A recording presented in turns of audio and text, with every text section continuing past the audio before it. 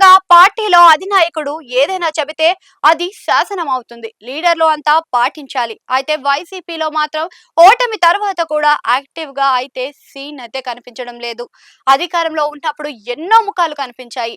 ఎంతో మంది లీడర్లు హడావిడి చేసేవారు. కానీ ఓటమితో వారంతా సైడ్ అయిపోయారు.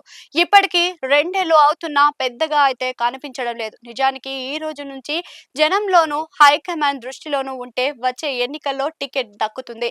కానీ ఆ విషయంలో తెలిసిన చాలా మంది ఎందుకు సైలెంట్ గా ఉంటున్నారు, ఎందుకు సైడ్ అవుతున్నారు అంటే అక్కడే చాలా మ్యాటర్ ఉంది అని అంటున్నారు. వైసీపీలో అయితే టికెట్ గ్యారంటీ లేదు అనే చాలా మంది మౌన ముద్ర దాల్చుతేస్తున్నారు అని అంటున్నారు.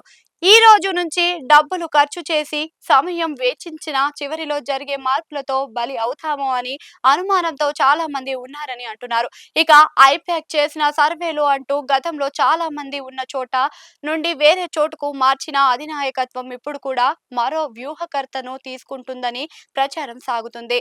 దాంతో ఆ వ్యూహకర్త సర్వేల పేరుతో ఇచ్చిన నివేదికలు కనుక తమకు యాంటీగా ఉంటే టికెట్ ఇవ్వరని ఆలోచిస్తున్నారట. వ్యూహకర్త మాటకి అధినాయకత్వం విలువ ఇస్తుంది కానీ తమను పట్టించుకోదు అన్న ఆవేదన వారిలో ఉంది అని కూడా అంటున్నారు. ఇప్పుడు మరో చర్చ కూడా సాగుతుంది. ఉన్న సీట్లు ఈ రూపంలో ఉండవని, పునర్విభజనలో అవి ఏ విధంగా మారుతాయో ఎవరు చెప్పలేరని అంటున్నారు. తాము ఈ సీట్లను నమ్ముకొని పనిచేసిన రేపటి రోజున అవి ఉండకపోతే కొత్త సీట్లలో కొత్తగానే పనిచేయాల్సి ఉంటుందని కూడా అంటున్నారు. చాలా మంది ఆలోచన అంటున్నారు ఇది కూడా. దాంతో ఇప్పటి నుంచే కష్టపడిన సుఖం లేదు అన్నది కూడా తేల్చేస్తున్నారట.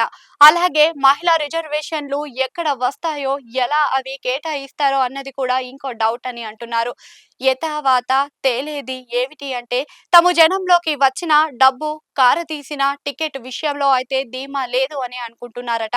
నిజానికి విపక్షంలో ఉన్న వారికి ఒక అడ్వాంటేజ్ ఉంటుంది. వారు తొందరగా అభ్యర్థులను ప్రకటించగలరు. వారు జనంలోకి సులువుగా వెళ్ళగలరు. వారు ఫోకస్ అయ్యేందుకు ఛాన్స్ ఉంటుంది. మరి ఇవన్నీ వదులుకొని సైలెంట్ అయితే వైసీపీ నష్టం కదా అన్న మాట ఉంది. అయితే దీనికి అధినాయకత్వం స్పందించి తగిన విధంగా చర్యలు తీసుకోవాలని అంటున్నారు. అధినాయకత్వం బలమైన నేతలను ఎలాగైనా ఛాన్స్ ఉంటుందని నమ్మకం కలిగిస్తే అనేక మంది నేతలు జనంలో ఉంటారని, లేకపోతే ఎప్పుడు కనిపించే 10 మంది మాత్రమే అలా మీడియా ముందు మెరుస్తూ ఉంటారని అంటున్నారు.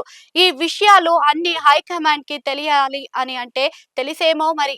జనాల వద్దకు నాయకులను నడిపించే మంత్రం వారి వద్ద ఉందేమో చూడాలి.